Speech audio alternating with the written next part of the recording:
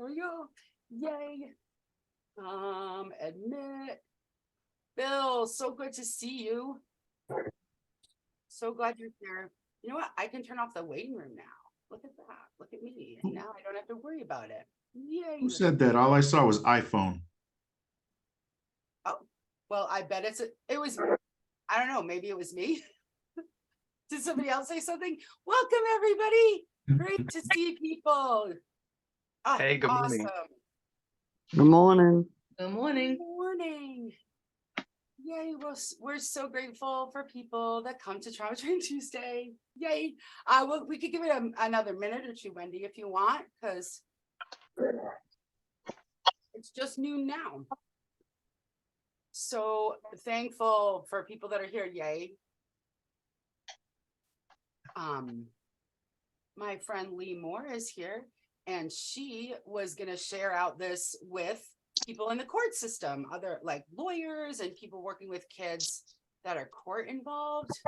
So what a beautiful audience for your work, Wendy. It's really exciting. Welcome. People are still coming in. Hi, Vanessa. Hey, how are you? I love when people can see each other, right? Like it's fun. Like, hey, people, Phil, glad to see you, Phil. And I saw my beloved childhood friend, Brian Hosey's here. Awesome. So great. Carly, hi, Carly. Phil, I'm super glad you're here. Haven't seen you in a while. I know, right? You've been hidden. Yes. You've been hidden, but you're here now. That's beautiful. Where's my buddy Hans? He's the only thing that I'm really worried about for this session. He does, you know, get a little spastic. Hans is my dog, in case you're not a Trauma Training Tuesday regular. Trauma Training, hi Christy. Trauma Training Tuesday regulars know about Hans.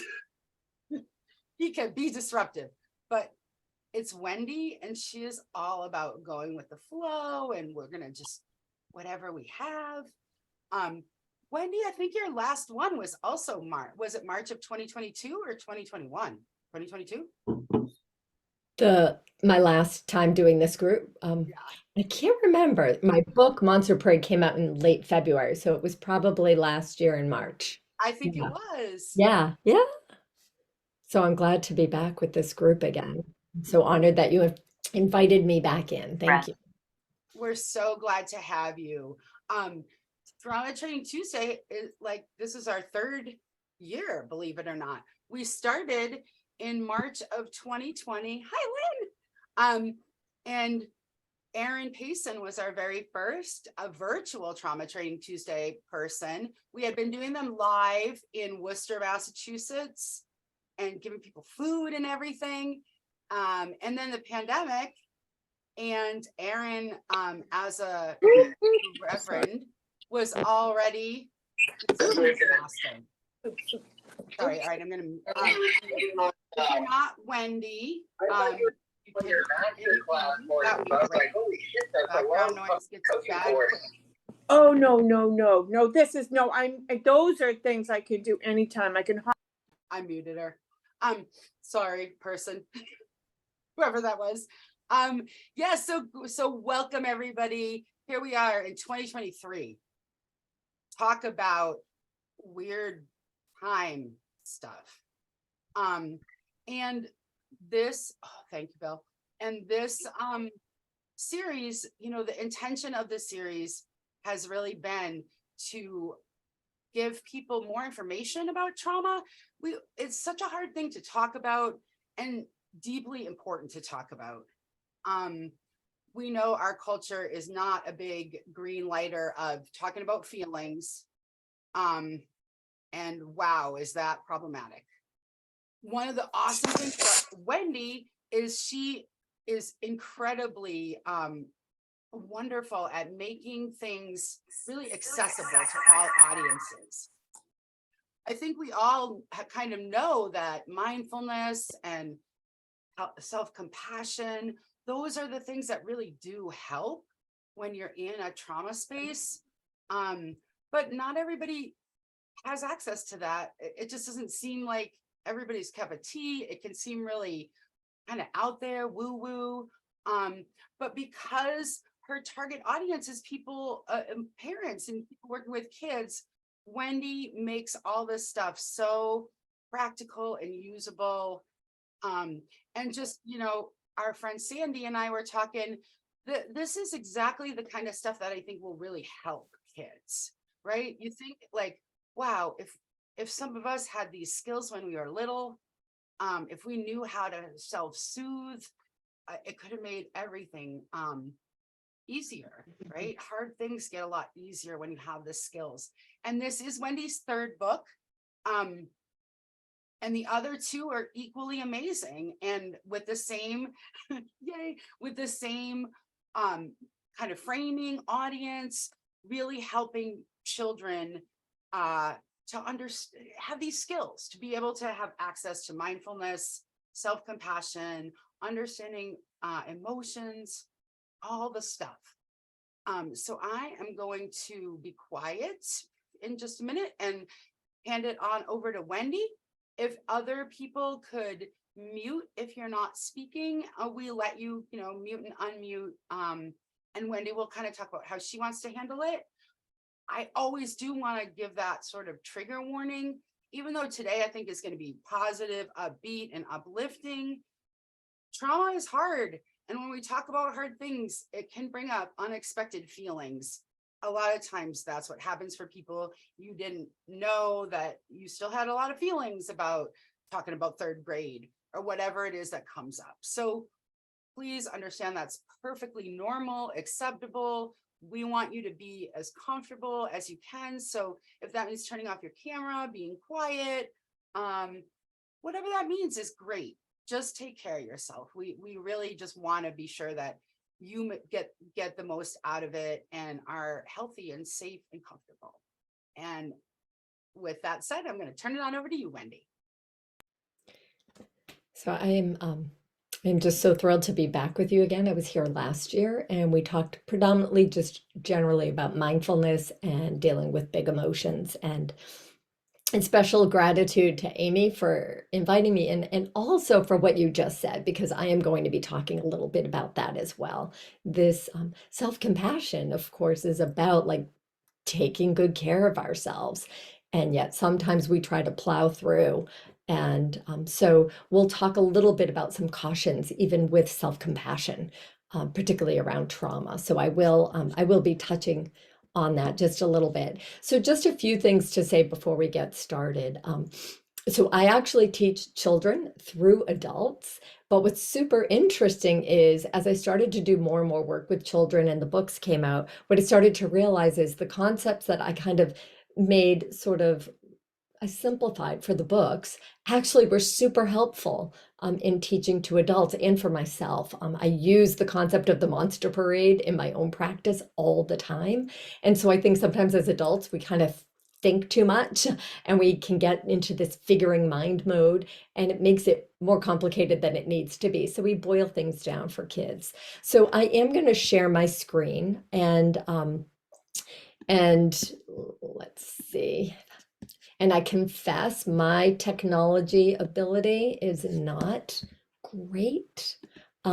So please do bear with me with that. All right. So we're talking a little bit about today about using self-compassion to heal from trauma. And I'm going to chat a little bit about children and adults because in 2 hours, it's not a lot of time. I know it feels like a lot of time, but not a lot of time to cover material. So let's see. So just a couple of kind of housekeeping things with Zooming. What I always say is for me as a meditation teacher, I am a single tasker. I really am not great at multitasking, so I am not great at watching the chat. So if something comes up in the chat that, Amy, you feel is really important for me to know like right away, to let me know. But predominantly, I also would invite you to play with the idea of maybe loosening up with the chat so that you can really be more present for yourself, right? The chat is a way that we kind of go out. So just to take a break, I will leave time for questions at the end. And depending on how much time I'm able to leave, if we don't get to your question, or if you want to ask me something privately, totally fine. If you reach out to me, I promise I will respond, and I get back to people within a day, 2 at the most, during this real busy time with the book coming out, but usually in a day. So please don't hesitate. I teach this and I do this work because I think it can be beneficial for people. I know it's changed my life. And so I want to be of benefit. So if something seemed confusing or you're struggling with something that I shared and you want to reach out, please do that. And practicing, we will be actually practicing self-compassion during our brief time together. And so it's an invitation, right? Everything is an invitation that we do. So words to keep in mind, gentle invitation to play with these practices. If it's something you've never tried before, as Amy said, if it feels sort of woo-woo to you, to know that there is research behind it. We'll talk a bit about that. And that give it a try. That would be my invitation. And to also be in choice. So we will talk a little bit about some potential triggers, but it's really important to know that if we're practicing something and it feels uncomfortable for you and you feel like it's more than you want to do right now, you can tune me out. You can make your food shopping list or something in your head, or you can feel your feet on the floor. And we'll talk about other supportive practices if it feels like practice right now isn't in your best interest. So trusting yourself as your own best teacher as we go through today.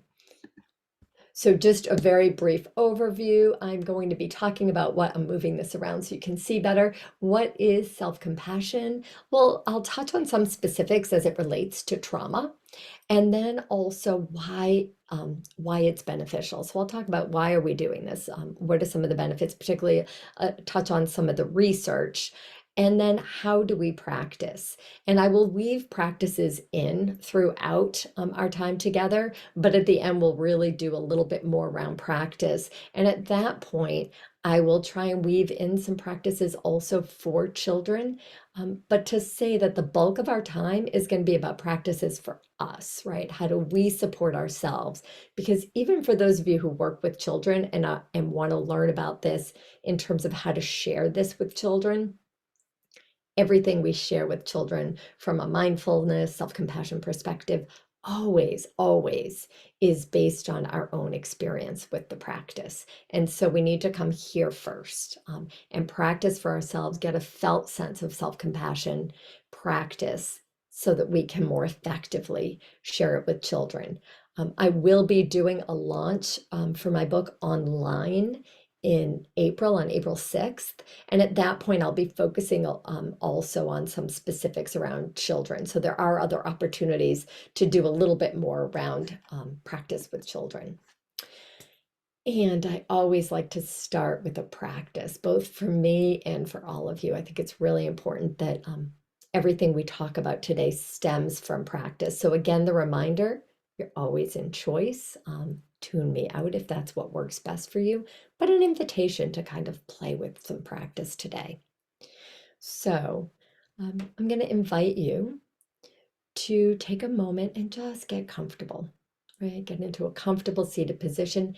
If you have technology with you, your phone, obviously you have your computer, but if you have your phone as well, the invitation, if you're able to, is to turn that to silent mode, to give yourself this time just for you. So getting comfortable. And if it feels right for you, I would invite you to close your eyes. And if that doesn't feel like it's going to work for you today, that's fine. Maybe glancing downward, just to sort of diminish the external stimuli. So we just want to arrive here in this moment. And if you've possibly rushed to get here, so just landing, maybe feeling your feet on the floor. You might feel the backs of your legs on the chair.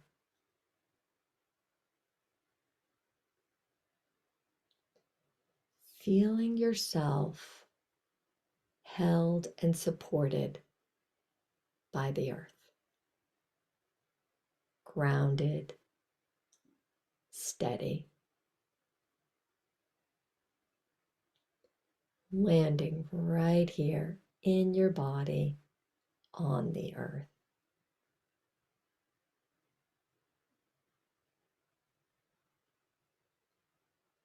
You might even notice your breath moving through the body.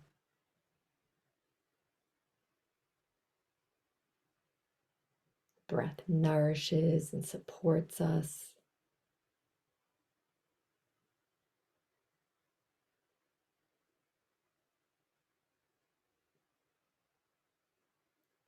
Then I'm going to invite you to just bring a slight smile to your lips. Just a gentle smile.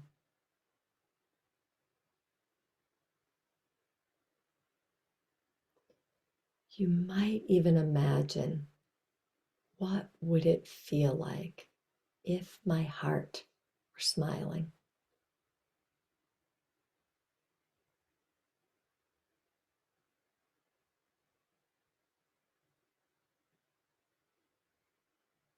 Just simply noticing what that feels like,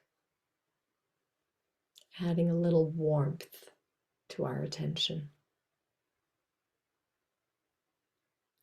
You might even take your hand, again, an invitation to place your hand on the center of your chest, your heart center. Simply noticing, what's that feel like?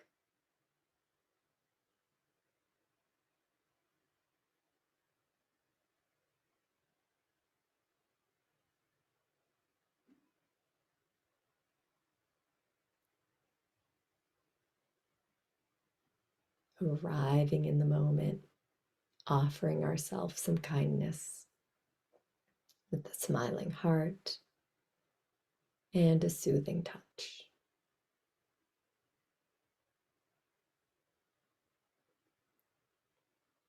And then as you're ready, opening your eyes or looking back up to close our practice. So a couple things to say about that practice. The smile, actually, when we smile, we release endorphins, and endorphins are the mood stabilizers, right, in our system. So actually smiling is beneficial. And the soothing touch, and we'll be doing more around soothing touch, but the soothing touch actually releases oxytocin, which is part of our care system, and it's a feel-good hormone.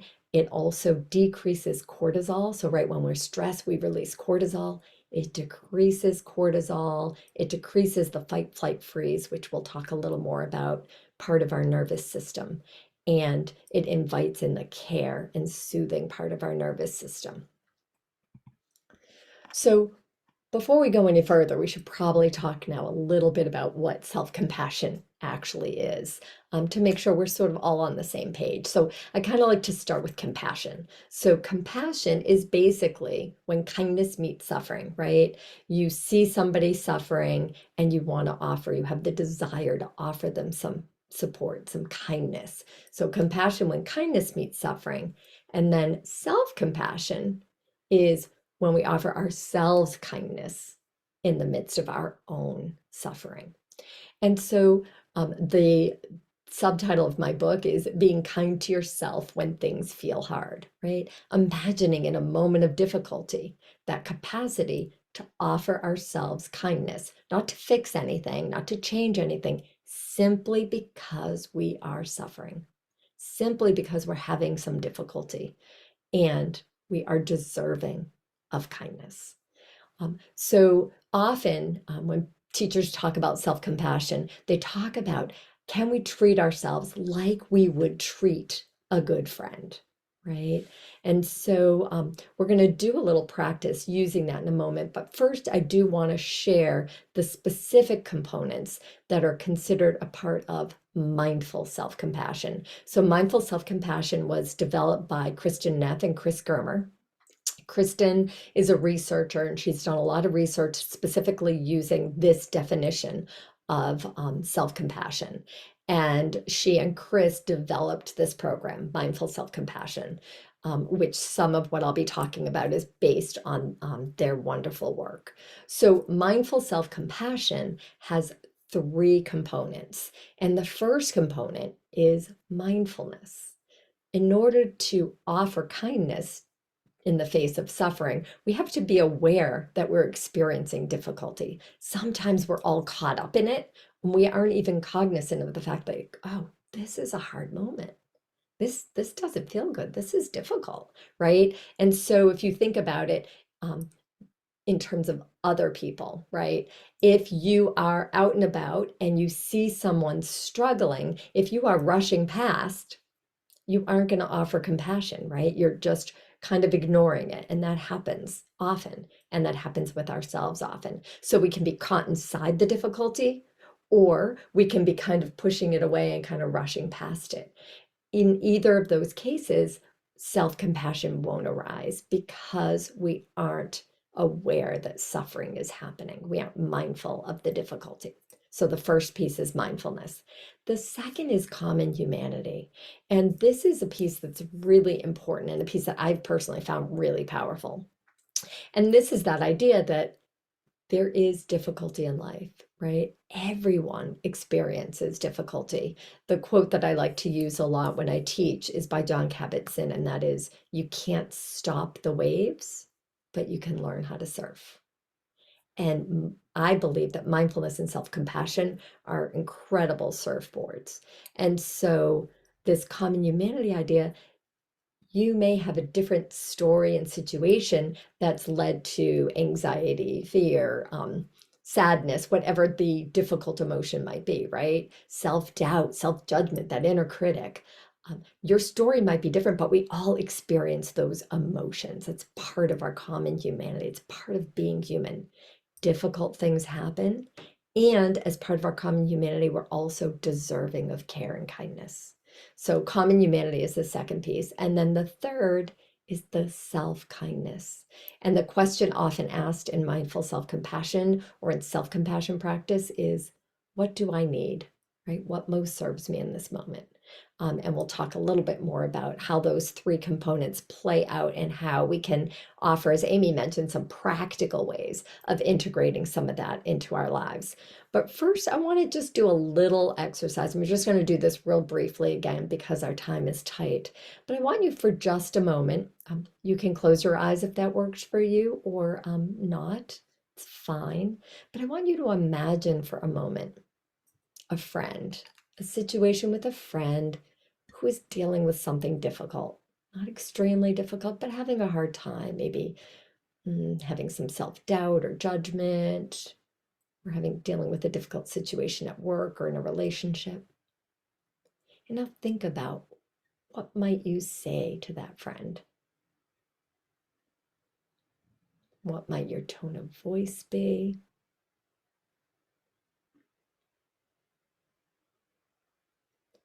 You might even think about like your body. How does your body feel when you're sitting with that friend who's having a hard time? Do you lean in? Do you offer them a gentle touch?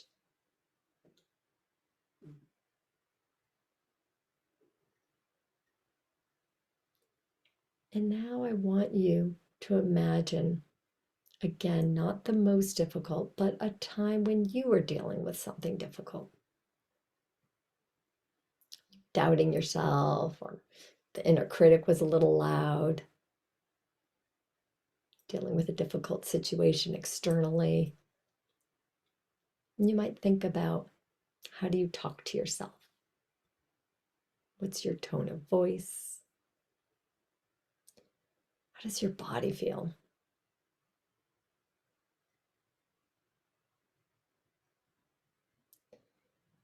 And so if your eyes were closed, you can open them for a moment.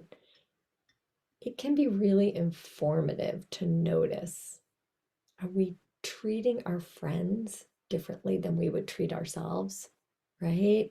And I think for most of us, the answer is yes. And so to know that you're not alone, if that's your answer, this is incredibly common. Most of us, and they've done research on this, most of us are more compassionate to others than to ourselves. There's a few of us who are equally, and then not that many who are more compassionate to ourselves than to others, right? So to notice this difference. And so the question might be, in the midst of difficulty, how would I treat a friend if they were dealing with this situation? What if my friend was in the middle of this? What might I say to them? Right? So this idea of how would you treat a friend can be a really wonderful practice. And we'll talk a little bit about a translation of that for children. But it's just a question to drop in the midst of difficulty. If you can have distance enough, that mindfulness that you're in the midst of a difficult moment, and drop in, how would I treat a friend in that moment? So I like to talk about self-compassion, yes, using those three components, because I think that those three components make sense. They're what the research is based on. My book includes all three of those components, mindfulness, common humanity, and self-kindness. And yet, I believe it's also really important for us to connect with that embodied, felt sense of self-compassion. What does it feel like when we're being kind and compassionate? So we did that smile, right? Adding a little warmth. That inner smile, can we kind of offer ourselves a little bit of a smile occasionally? And then supportive touch, right? So I mentioned the hand to the heart. So I thought we would do a little experiment, right? So we're just playing with practices here and experimenting. Different things resonate for different people. So it can be helpful to kind of play a little bit with this to see what might work best for you. So supportive touch is a really quick access point to self-compassion because the words sometimes can be tricky. When our physiology is activated, it might be hard for us to shift to those kind words and kind tone. So it helps to shift our physiology, and the supportive touch can do that. So it's helpful to see what works best for you. And those who know me well know that I do this I've always done this all the time. This is a way I've always offered myself kindness and soothed myself. But I want you to try a few different things. So we'll start with the hand on the heart. Just try putting your hand on the heart and notice what that feels like. And then you might try taking the other hand and putting it on your heart. And so 2 hands on the heart. I had somebody in my meditation group today. I do a group for adults. She talked about how she had her hands kind of like this. And she said, I felt like I was holding my own hand, companioning myself. So you might try just holding your hand, right? Like just giving yourself that sense. So we might have our hands connected anyways, but that intentionality of companioning yourself, soothing, kind holding of the hands. You might try giving yourself a little hug. I do this one with kids all the time. And I might say to them, maybe the person you want a hug from isn't with you right now. Or maybe, you haven't identified that person yet who you really want that hug from. And you are always with yourself. You can always offer yourself love and care in this hug. Kristen Neff talks about how sometimes she rocks gently side to side when she does this. And then another one you could try, which is part of Kristen, and we'll talk a little bit about this strong side of self-compassion, her new book, Fierce Self-Compassion. You might take the hand and make a fist and put it on the heart and see what that feels like, this stronger sense of self-compassion. Right? Or taking the hand and gently placing it over the fist. So we have the tender and strong.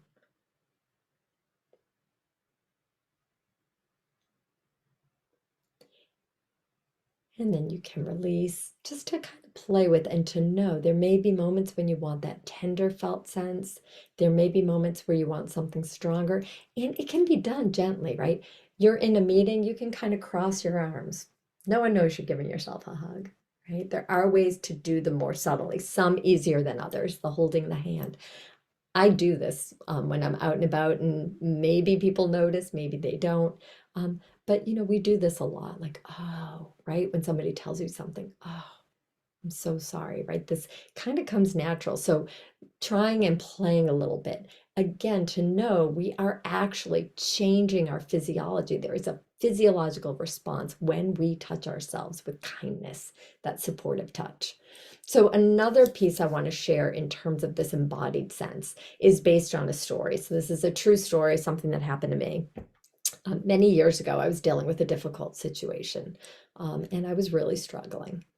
And one of my dearest friends was away. She was living for 3 months in Australia. And so she knew what I was dealing with, and we communicated by email. And she sent me a message. And the message said, I want you to imagine that my love and care for you is like a warm blanket, and that I am wrapping you up in this warm and cozy blanket and offering you all my love and kindness and care. So, what would it be like if we could wrap ourselves in a blanket? And to say in that, with that situation, she wasn't actually there. There was no blanket, but I could imagine it and offer it to myself. So it was something that came from her, but then I learned how I could offer it to myself. And again, with children, doing a guided imagery with a blanket, what does it look like? What color is it? What material? Actually having a blanket for children that's sort of special and supportive in a calm corner or something like that can be helpful. So we are going to do a little practice, because before I talked about, right, what would you say to a friend in the situation? But now we want to kind of take in this felt sense of being an inner friend to ourselves. So we're going to do a little practice to kind of get that felt sense of an inner friend. So again, the invitation, getting comfortable. And if it works for you, the invitation to close the eyes.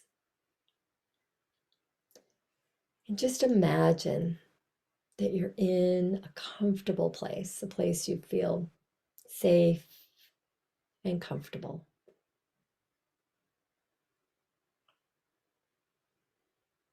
Allowing yourself to kind of get settled in there.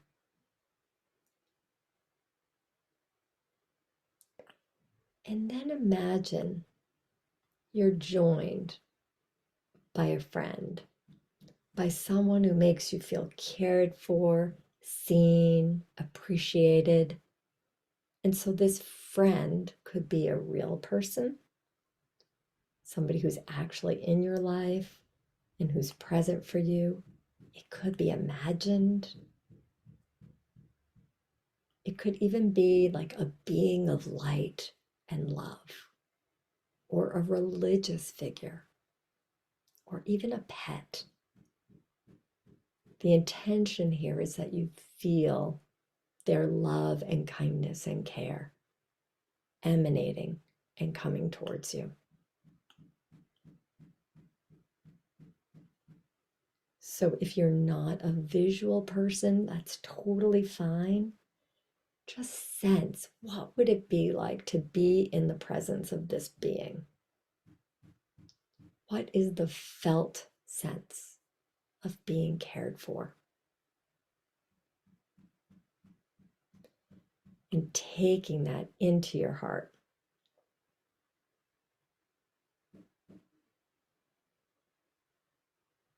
And again, a hand on the heart might even be supportive here.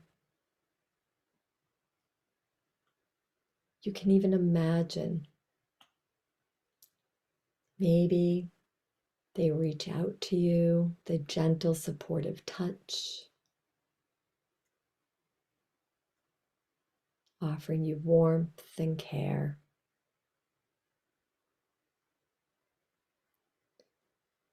And what might they say to you? Offering kindness, or if you're dealing with something difficult, compassion. They might say, I'm here for you. Or maybe they say, you've got this. I am with you. I'm right here. Allowing this felt sense of being cared for deeply and accepted, seen and loved.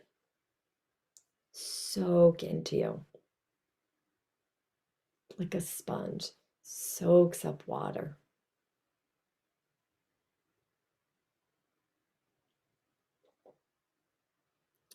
You might even say, this feeling is a keeper.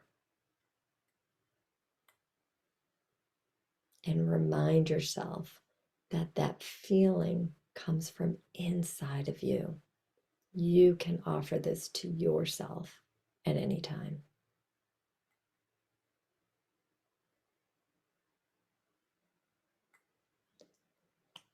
And now opening your eyes or looking up. So a few things about that practice. We all have something called negativity bias in our brains, which means that we're more inclined towards noticing and holding on to negative experience than positive. So for us to really let sort of the felt sense of being cared for, we want to really create an opportunity for that to sink in. So this is from the work of Dr. Rick Hansen, a neuroscientist. And what he talks about is that the best way to really get the brain to hold those that felt sense of whatever the positive experience is, here we're talking about being cared for, is that you want to hold it for a little while. So we made sure that that practice lasted more than 5 breaths. So length of time, duration is helpful. And actually letting it soak in, like telling yourself to let it soak in, and telling the brain it's a keeper actually helps prime the brain to log it into your long-term memory. So again, a great practice that you can do is calling on that inner friend in the moment of difficulty. And so just a word about from one of my favorite teachers, Jack Cornfield: if your compassion does not include yourself, then it is incomplete. And many of us are in the caregiving field, and even if we aren't, we are, many of us, caregivers and offer kindness and compassion to others all the time. We need to practice turning that around, shining that light on ourselves. So just some pieces around clarity of intention. So our intention when we give ourselves compassion, just so that we're all again on the same page, we do it not to get rid of our feelings. And again, Amy mentioned, she really had a lot of great little teasers for what I'm going to talk about in her introduction, but she mentioned how we're not great about talking about feelings in our society. And often what we want to do is kind of push them away. And so to remember that we aren't offering ourselves self-compassion to do this, to push away our feelings, to get rid of difficult, unpleasant feelings. We are offering ourselves compassion simply because we're hurting, right? So similar to, just to say we feel better because we feel cared for. So yes, we do feel better. And sometimes the analogy I use here is like when a child falls and hurts themselves, right? We might give them a hug or give them a kiss on their forehead, right? That doesn't actually make the injury, right? If they have a scraped knee, it doesn't make the scraped knee go away, but they feel better because they feel cared for. That's what we're doing. We're giving ourselves a kiss on the forehead here. And so we want to set an intention to be more self-compassionate. We have to incline the mind a little bit towards it, particularly because it's not our habitual way of being for many of us. So to set that intention and to be curious with curiosity, and interest is a word I like to use, interest and gentleness, right? Like, oh, this is interesting. This is a moment of difficulty. And I notice I'm giving myself a really hard time here. Interesting. Can I offer myself some kindness in this moment? So curiosity, interest, and gentleness, and setting the intention.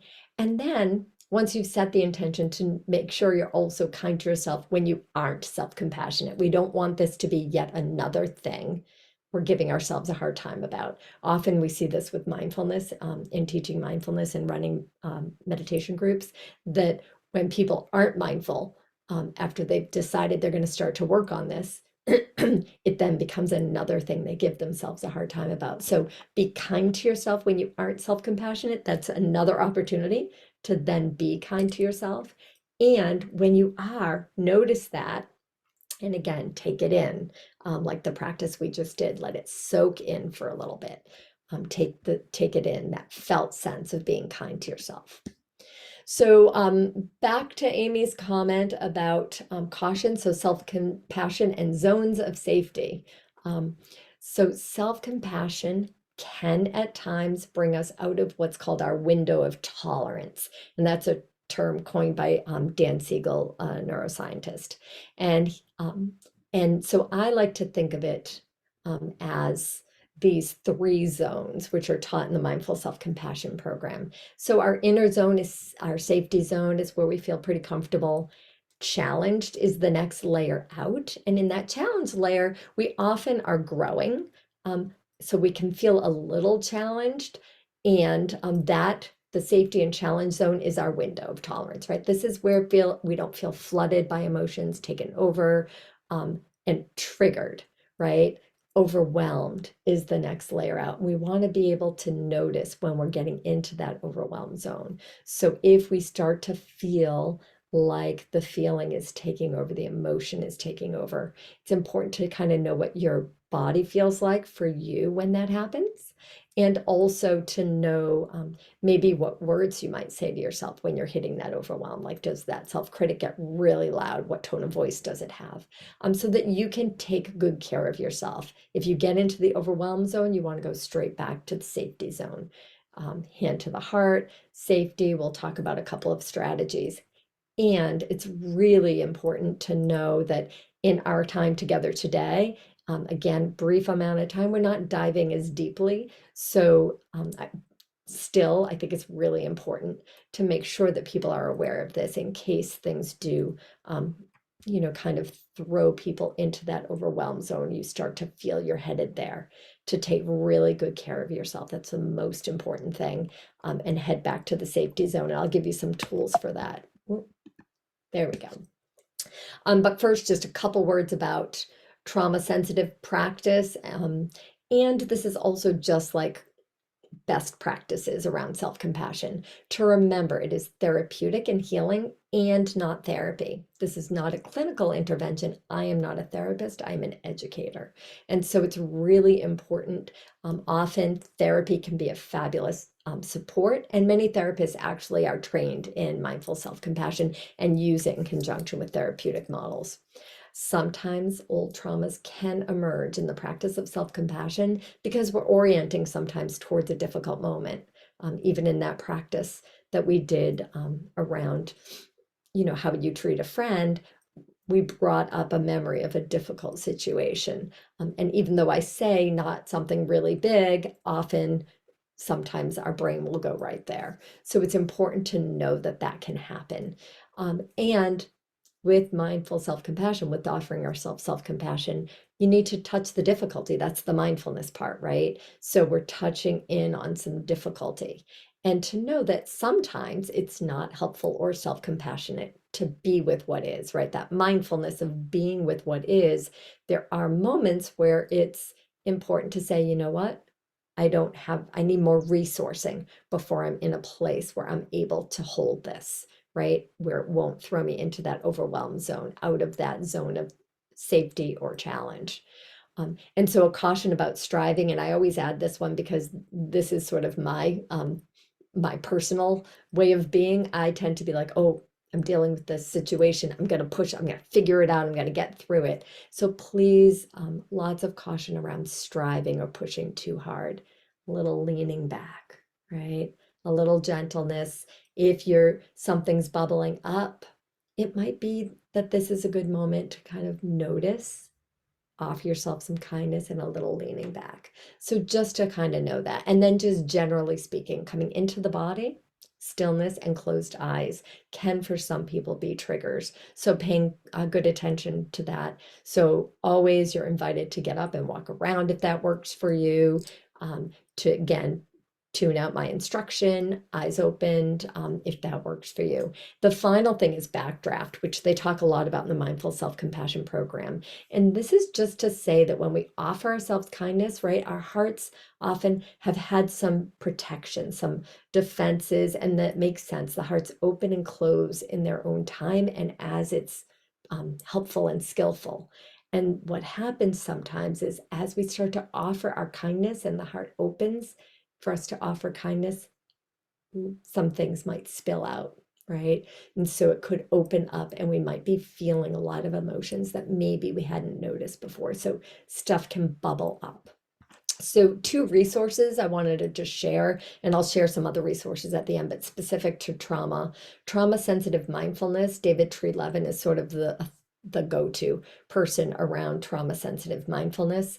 And the co-author for my first book, Breathing Makes It Better, Chris Willard, has a new book out that's called How We Grow Through What We Go Through, which is really good. And it's really accessible. Like it's an easy read, but has lots of really great information in it. So how to address these cautions? Always be in choice. We've already talked about that. Awareness, know your cues when you're moving out into that overwhelmed zone. And then the piece I really want to highlight here is the safety piece. What tools do you have for cultivating going back to that safety zone? And so I wanted to share a few, and these are practices that I teach often with mindfulness practice. So if you are seated in a chair or somewhere where your feet can reach the floor, and if you're not, like I have to scooch up on my chair a little bit, to have your feet on the floor, and then just bringing your attention, you can even do this with your eyes open, bringing your attention, almost like your attention's like a flashlight, bring your attention down to feel your feet. And then feel the backs of your legs on the chair, feel your seat. Feet, seat, feet, and seat. So this practice can be very grounding, right? Because we're feeling our connection to the earth. You can just do feet if you're walking and you're feeling like you're in that, you're heading into that overwhelm zone, right? Out of your window of tolerance. Feel your feet as you're walking, right? You're walking anyways. Just bring the attention down to the feet on the floor, that grounding sense. So another practice that can be really helpful, there are lots of variations, but I like to do 3, 2, 1. So, wherever your space is that you're in right now, just notice 3 specific things that you see. And 2 sounds that you hear. And 1 sensation. So again, this can really help us because what happens is when we're in that, moving into that overwhelm zone, our mind starts going and the thinking mind gets really busy. This brings us back, grounds us in the present moment, what's actually happening right now. Feet, seat, 3, 2, 1. Or you can actively place your attention somewhere else. Place it on a song that you like, or make a to-do list, or whatever might be beneficial. Doing it intentionally, right? We're not avoiding dealing with things, but we want to be intentional and support ourselves to come back into that safety zone. Engage as it feels helpful. And we use this word a lot, pendulate, like kind of go in, you might touch in on what's going on, and then feet, seat. And then you touch in, and then feet, seat. And what that does is it starts to widen our window a little bit. And then I often say, again, erring on this side of kindness and gentleness to ourselves. So I think about if you have a fist, right? You take your fist and you try to pry it open. So imagining this is like the heart protecting itself, right? And we want to get at those difficult emotions that are in here. We're trying really hard to pry it open. Instead, what if we place this hand gently under it and just let it rest, right? And it can gently unfurl as it's able, right? So what we want to be doing is the fight, flight, freeze is activated. And when that happens, we want to offer this care. And then that will allow it as it's ready and as we have cultivated some resources for it to release. So I mentioned that there's two ways of often thinking about self-compassion. Most of us think of this tender side of self-compassion, soothing, comforting, caring. It's often talked about as loving, connected presence. We offer ourselves loving, connected presence. And there's also strong self-compassion. And again, this is the focus of Kristen's most recent book, Fierce Self-Compassion, providing for, protecting, and motivating. And it can be thought of as brave, empowered clarity. So that's sort of the, you've got this, right? Like kind of being your own coach, motivating yourself. Yep, setting boundaries, another one, right? That kind of would fall in this strong self-compassion. So I thought we would do just a brief practice to get a felt sense of these two aspects. So if it's comfortable for you, again, closing your eyes and beginning by feeling the feet again on the floor, backs of the legs, the chair or cushion.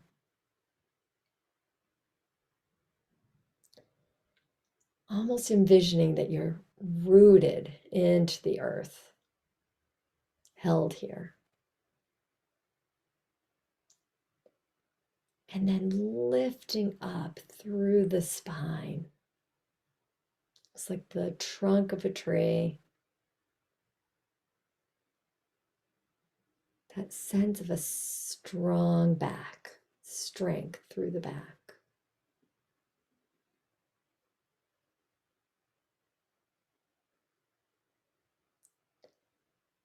And if it feels comfortable for you in this moment, the invitation would be to then soften through the front body.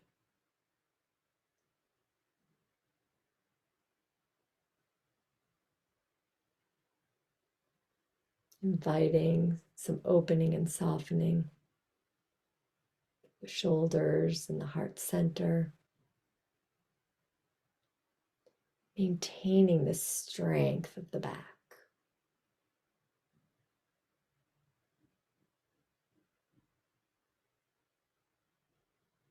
And then opening your eyes. It's really helpful, particularly knowing which side of these you might need to really kind of cultivate more of, to practice with that felt sense of tenderness, felt sense of strength. For strength, I do a lot with children around the yoga poses, like the warrior poses that help embody a felt sense, an embodied sense of strength. And that can be really helpful. And we'll do a little more with these in a minute. But I want to just talk a bit about why self-compassion generally and particularly around trauma. So the research shows that self-compassion, and again, most of the research with the mindful self-compassion model, that self-compassion increases feelings of happiness, optimism, curiosity, a felt sense of being connected, right? That common humanity piece. And it also helps to decrease anxiety, depression, rumination, and fear of failure.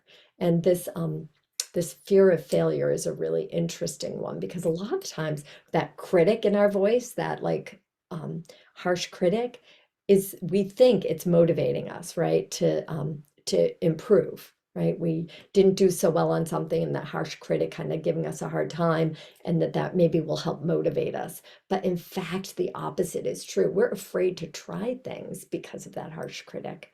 But if we will try things if we know that even if we fail, we can still be kind to ourselves. So really an interesting piece there, particularly around working with children. It also has a healing component.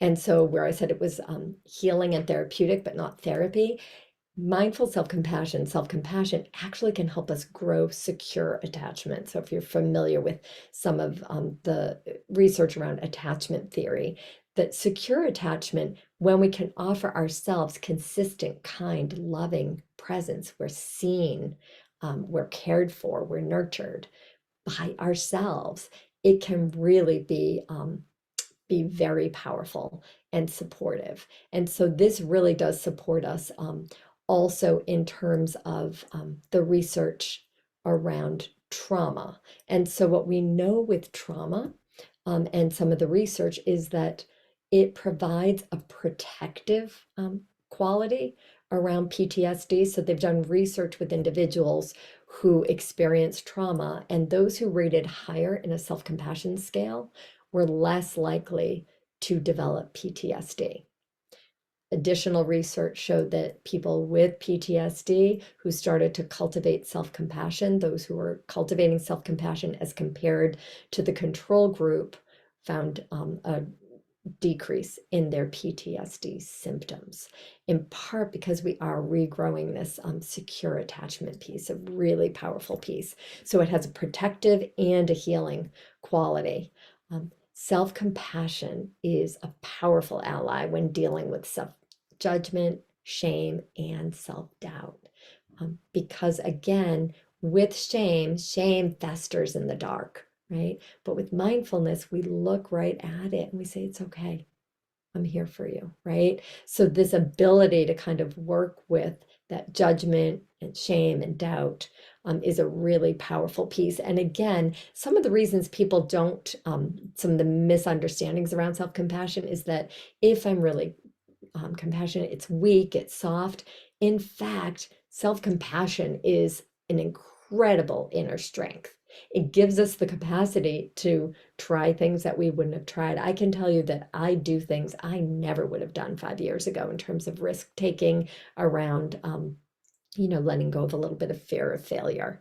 I try and do things. I wrote books, something I probably never would have done years ago. So we are willing to kind of try things and do things that maybe we wouldn't have felt as had the capacity to fail if we didn't have self-compassion kind of in our back pocket to support us. So really powerful. And it does also provide, right? So this whole idea of the motivating piece, lots of people say, well, I need that self-critic to like keep me going. And in fact, the opposite is true. Or the idea that we're self-indulgent. This is just self-indulgent. In fact, again, the research does not bear that out. The research shows that people who score higher in self-compassion actually also score higher in compassion to others and are rated higher by partners in terms of showing care and kindness to them. So we know that a lot of these misunderstandings are actually untrue, and that self-compassion, looking at the research, has all of these really powerful benefits. And so I'm not going to say more on the research because I really want us to kind of dive in, but I'm happy if people want the specifics around the studies to get that to people. If you want to reach out to me, I'm happy to do that. And there's also so much online right now around mindful self-compassion and the research around its benefits.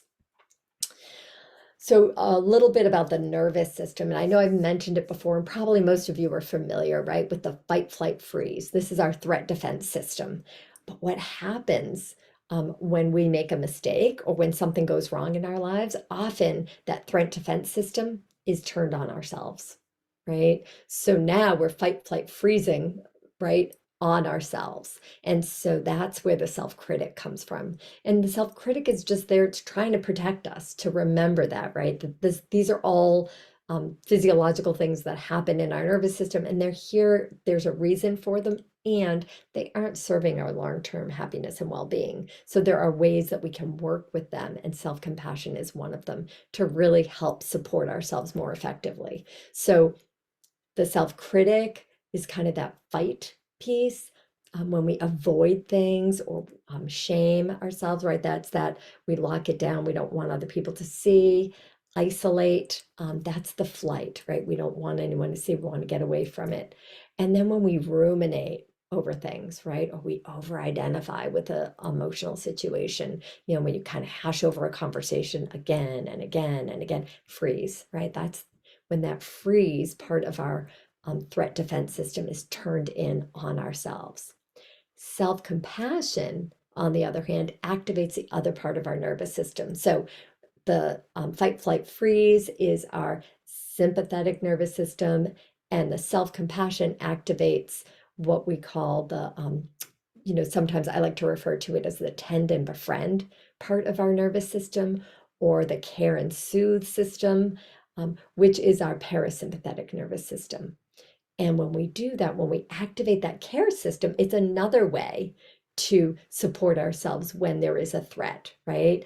If we offer care and support in the midst of difficulties. And that, as we mentioned already, we release oxytocin, we decrease cortisol, increase heart rate variability, which is good for our well-being. And it has lots of also other physical benefits aside from the emotional benefits. It makes it safe for us to make and learn from mistakes, right? Again, we're willing to make mistakes. Kindness and curiosity turn on the learning centers in the brain. And really important to know, of all things, shame turns off those learning centers. So when we are really giving ourselves a hard time and shaming ourselves and then thinking we're going to do it differently the next time, right? We're giving ourselves this hard time. We're not giving ourselves that capacity to learn from it. So it's really helpful to offer kindness and curiosity, because that will help turn those learning centers of the brain on. Self-compassion gives us the ability to be with difficulties in a kind and loving way. And again, it expands that window of tolerance. Research around resilience, right? It also increases our resilience, our capacity to ride the waves and to ride bigger waves in life. It is a reliable source of support. So this isn't like, often you'll hear people talk about self-esteem. We build ourselves up. But self-esteem often isn't available to us in the midst of a difficulty, right? Because self-esteem is contingent. It's contingent upon something, us feeling good about ourselves about something. Self-compassion is actually there when we need it, not dependent on anything. It just is available whenever there's suffering. We can offer ourselves kindness. So a reminder, and then we're going to move into doing a little bit more practicing. Again, happy to get more detailed information about some of the components that I've talked about today. However, I really want us to have plenty of time to kind of dive into a little bit of practice. So the reminder is that we are offering love and care to ourselves simply because we're struggling, as does everyone sometimes, right? That common humanity piece, and deserving of care, as is everyone else. And one last piece about this common humanity also is the piece that really helps us to not kind of swerve into self-pity, right? This is not about self-pity. This is simply about acknowledging there's difficulty, just like everybody has, and being kind to ourselves. So we're deserving of care, as is everyone else as well. So the messages, and these are messages, again, in terms of practice, just practicing saying these kinds of things, switching our inner voice. I matter, my suffering matters. I can offer myself an embodied, felt sense of loving care, right? I matter and my suffering matters. So we're going to do a few practices together and talk about some practices. And I'd also like to share a little bit about practice for children. I have some activities that I use with children that might be helpful, but I want us to have a chance to practice. And I'm going to end by like 1/4 so that people have a chance to ask some questions. But before we dive into practice, I didn't know if I'm going to come off the share for a moment just to see if anybody has any questions before we dive into some practices. And if not, then we'll move into practice. Yeah, Bill. Hello, Wendy. This has been really great. Thank you so very much. One of the things that you spoke about, and I've been thinking about for a long time, and when you mentioned it, I just lit up, the self-compassion before PTSD. I spent 10 years as a police officer, was beaten up pretty much every day because I wouldn't abuse people in the street. And I had to retire, and PTSD, post-traumatic anxiety, depression, obsessive compulsive behavior, all that other stuff. But I've been a huge proponent ever since then of trying to take care of mental health before, say, a police officer, a firefighter, a paramedic gets on the job. And I would love to learn more about or hear more about that. And then I would actually love to get you and Amy in a room together to talk about this, because there's a big, we just had a suicide in the city, in the Worcester Police Department, and we really need to pay attention to it now, because the department is going to glaze over it and not do anything about it again, as they have always done. Mhm.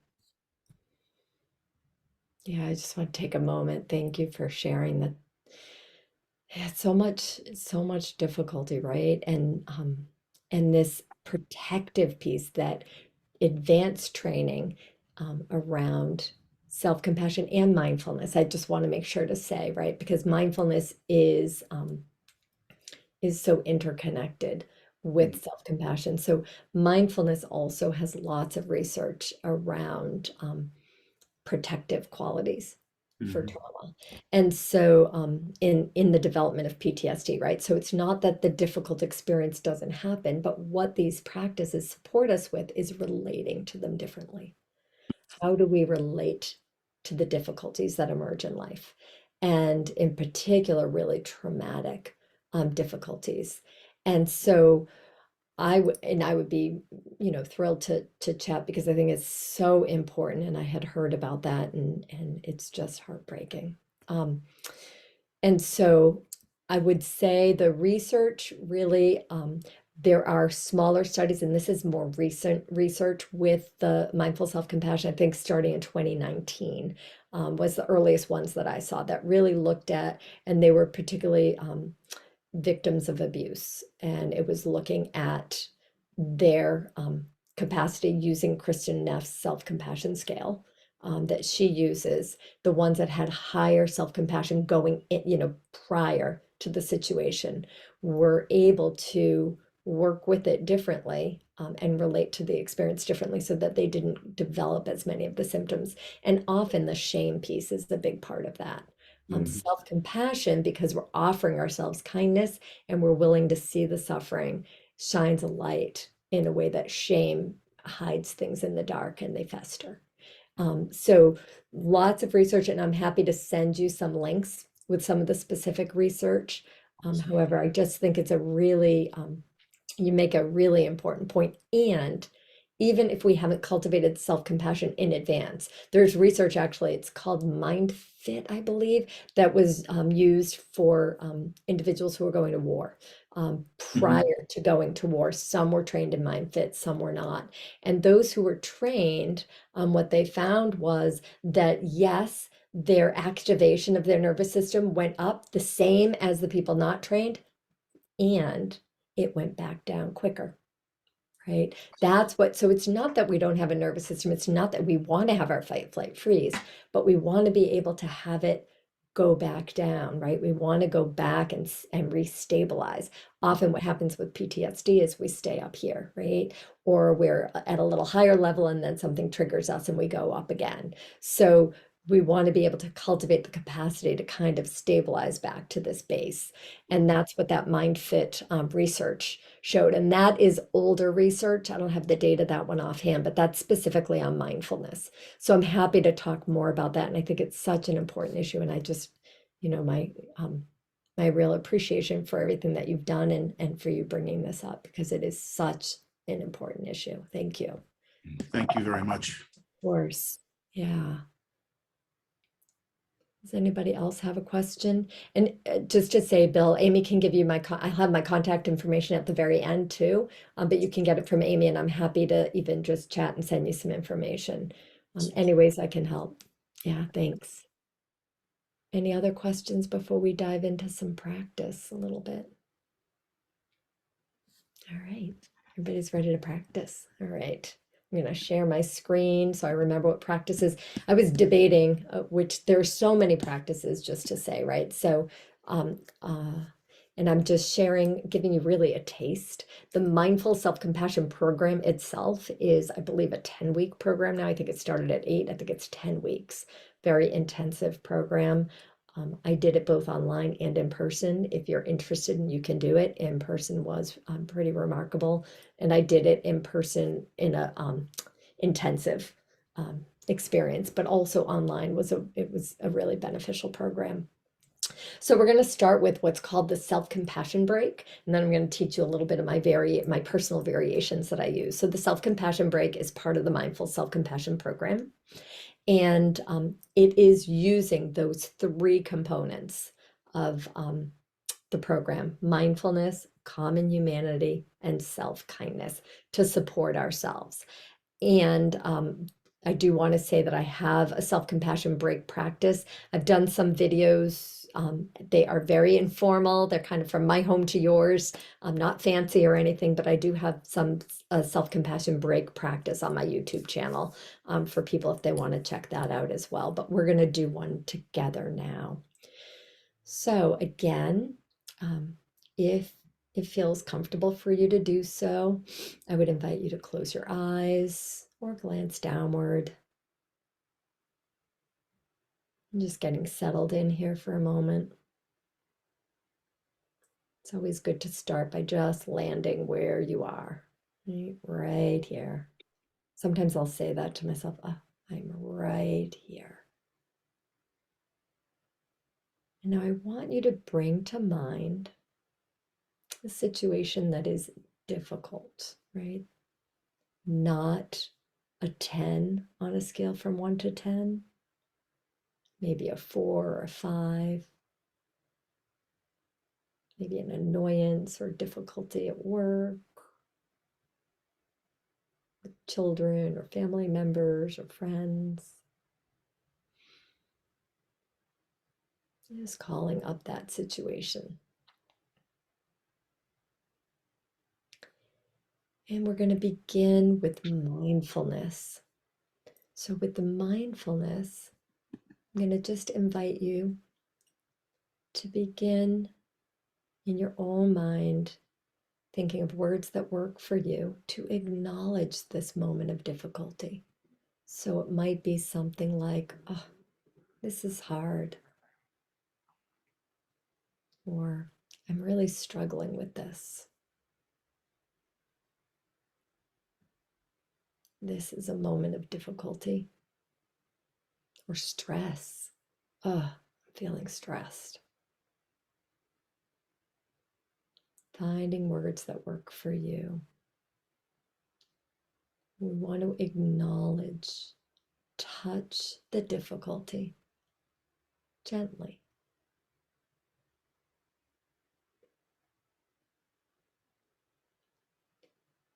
And then we're going to move to the second component,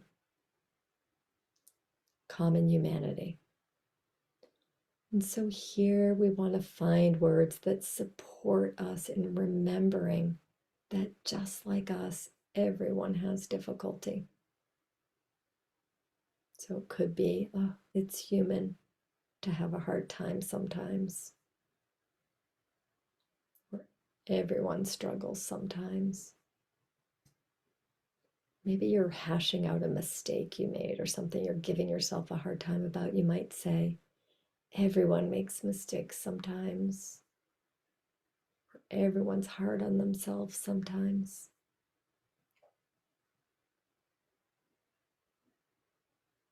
You don't want to add a second component of feeling like there's something wrong with ourselves because we're having a moment of difficulty. It's part of the human experience.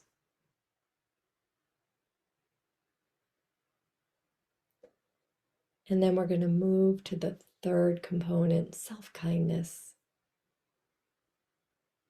So you might say, it's okay, I'm here for you. Or you've got this. You might even tap into what it is that you need in this moment. Do you need to feel loved? Do you need to feel safe, protected? Do you need to feel seen? You might say, I see you. You're safe. I love you.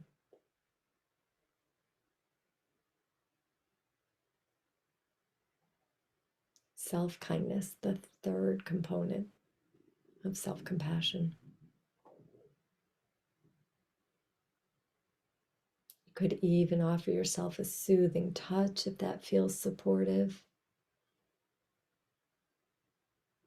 It's okay, honey, I've got you.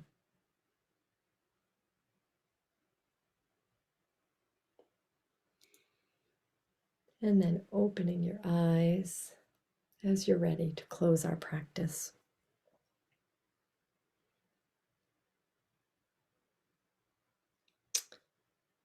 So we did this kind of formally. I do want to say, and you can't see it, but way down here it says in the moment and formal practice.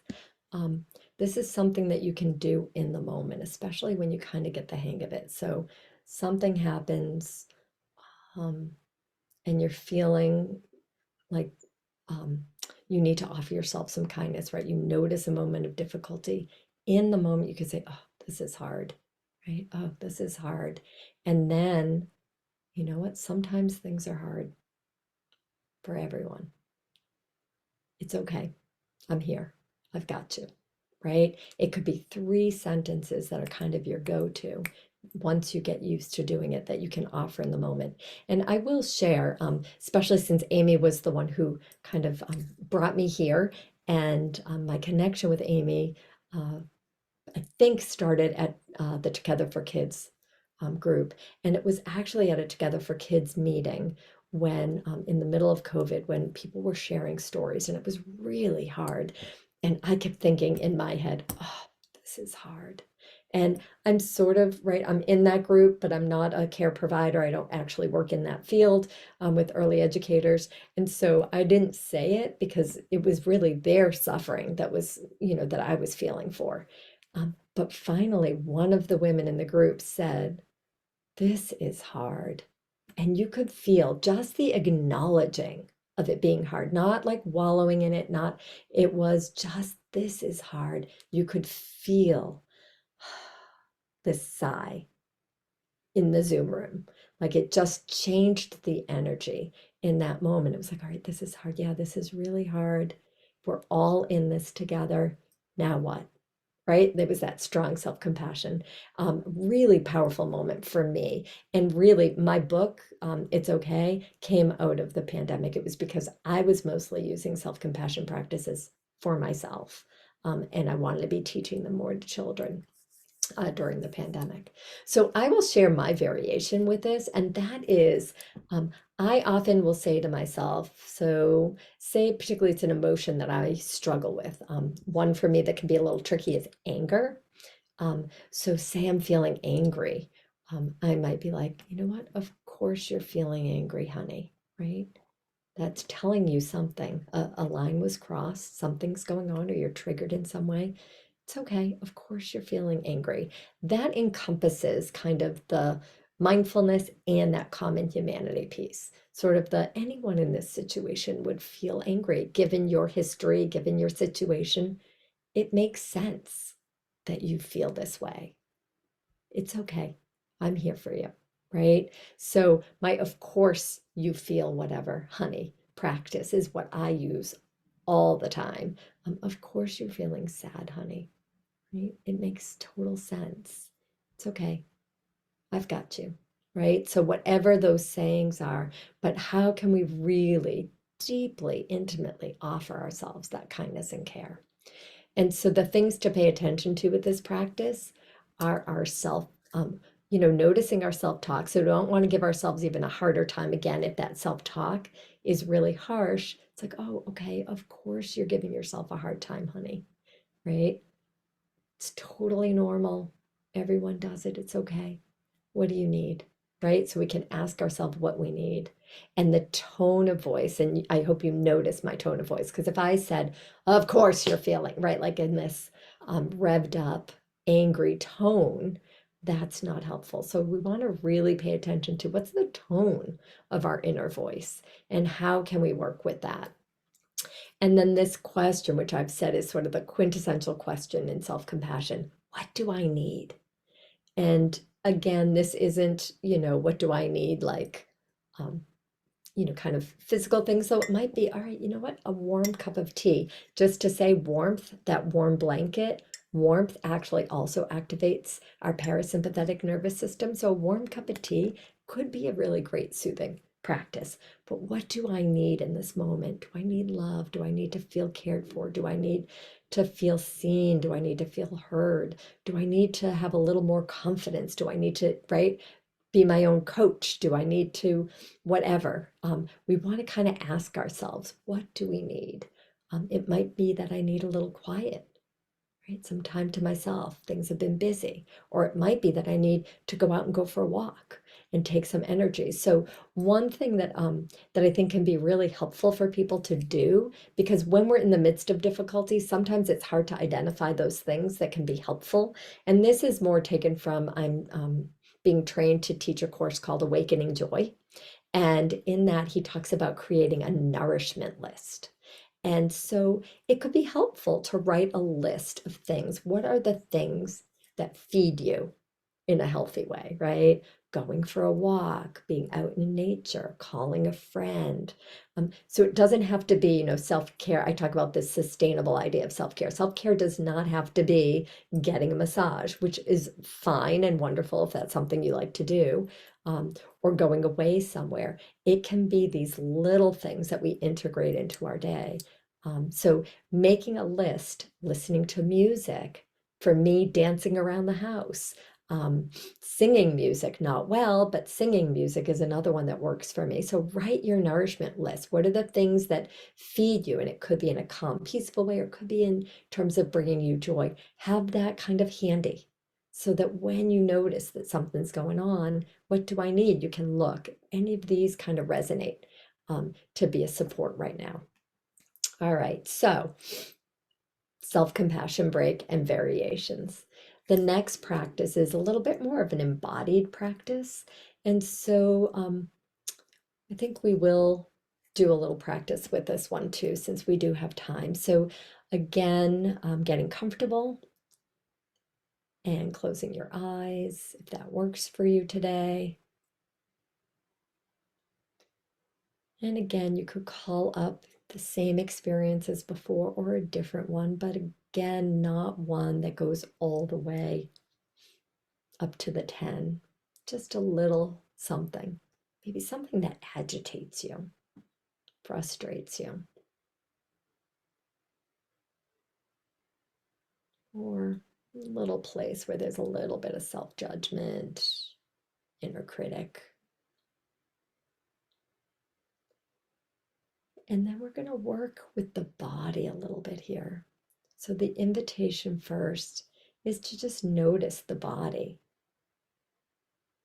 When you're giving yourself a hard time about something or dealing with a difficult situation. And the invitation would be to invite the body to soften. Can I soften just a little more?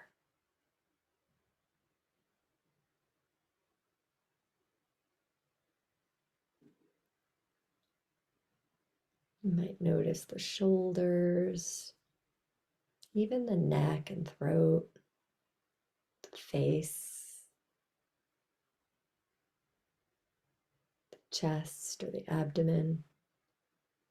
Can I soften? And it's an invitation. And then we might also soothe ourselves. So soften and soothe. And that might be, again, a soothing gesture.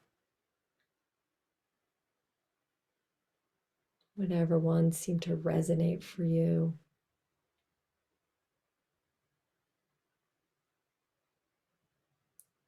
So we soften, we soothe.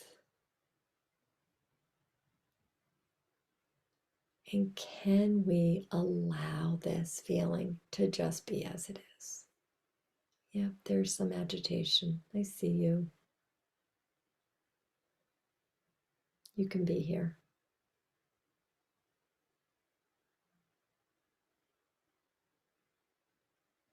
Simply letting it be. Holding it with kindness and care.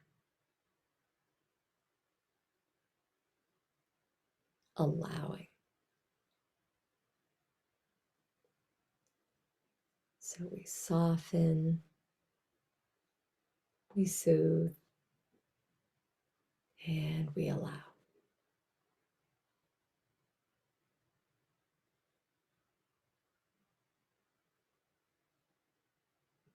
And then as you're ready, opening your eyes to close this practice.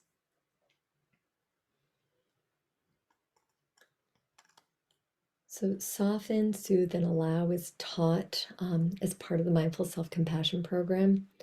I also love a practice which actually came from my personal teacher, and he talks about leaning back, right? So often when something's going on, right, we're upset about something, many of us are analyzers, we're going to figure it out, we're going to dive in. So we kind of lean in, and he talks about settling back and then softening. And I find for me that physical, actually leaning back, there might be something going on. We were having some car issues the other day, right? And so there was lots of conversation about what to do about the car, not having a car, all of that, right? And this whole conversation, I caught myself feeling tight and leaning in, trying to figure out how we were going to manage this situation. And then I was like, oh, I can lean back and soften. And sometimes a nice deep breath can help us and support us in that softening process. So settle back and soften is another option here. And the other thing that I like to share, and this is something that you can also do with children, but also I think it's kind of nice for adults. I know we're heading into the spring, but especially in the winter. I know my hands get really dry. I use lotion a lot in the winter. And so to imagine when you're actually putting lotion on your hands, right, that you're actually offering yourself kindness, right? That there's that offering of this lotion and imagining that you're offering yourself kindness. And then the lotion and the kindness and care is in your hands. And then when you put your hands on your heart, right, you're sharing it with your heart. We're allowing it to kind of go through our body. With children making a lotion, what are the things that you might put in your compassion lotion? Maybe you're going to put some sunshine and some warmth and some hugs, right? So you can have children putting things into their lotion. We can make an imaginary one or a real lotion, and we stir it up. And then they have that, and it's this physical. And for us, we also, right, we live in these bodies. So having these physical reminders to practice self-compassion can be really helpful. Just having that sitting out on a counter and reminding yourself that that's your self-compassion lotion can be really helpful. So interest. We talked a little bit before about having interest be a part of the practice. And so often the practice can be as simple. Oh, and I should say, sorry, I just want to say the soften, soothe, allow, settle back and soften. Again, you can formally do sitting, like say something's been bugging you and you feel like you're kind of stuck, sit down and do one of these practices. But the practices that I've shared so far are also things you can do on the spot. So again, you're in the middle of something, you can soften, you can kind of do this, you can do this, right? Folding your arms and have that sense of allowing. I physically settle back. I was going for a walk with somebody and there was a conversation. I did this, right? You can do that as you're in the middle of something. Same with interest. Dropping in a question. So the question that we talked about before is always helpful. This is hard. What do I need? Right? That can be really helpful to just say, okay, what do I need right now? But with curiosity, right? So we want to notice if we feel contracted, like I got to figure this out. What do I need? Tightness. No, okay, just a gentle, okay, I wonder what I need right now. And then asking yourself sometimes when things are difficult, especially when you feel on that edge of that challenge to overwhelm, can you just ask yourself, okay, can I hold this with kindness? Can I hold this in an open heart? We want to create space, right? That's that window. We can actively create space in some of these questions, create space for big feelings. Can I hold this with kindness? Can I hold this in my open heart? Is a great way to kind of ask and to support yourself. Again, something that can happen as you're in the midst of your day. A quick little piece for children here. Children really learn. Again, anybody who's sharing practices with children, always offer them gently. Choice is important with children. Never correct in offering any practices with children. But like, can I hold this in my heart? Having children have physical things, right? Manipulatives that they can use and play with. So you could just do this. Can I hold it with kindness in this general way or in my heart? But you can also have for children, they can actually make a heart. So this is like one of the activities that I've done with children where we make this heart container. And then if something difficult's going on, so for those of you who were familiar with my last book, The Monster Parade, we made monster rocks. So I don't, let me see, can you see it? There. Trying to make it work in the screen. So this was the angry monster, and there's a worried monster rock.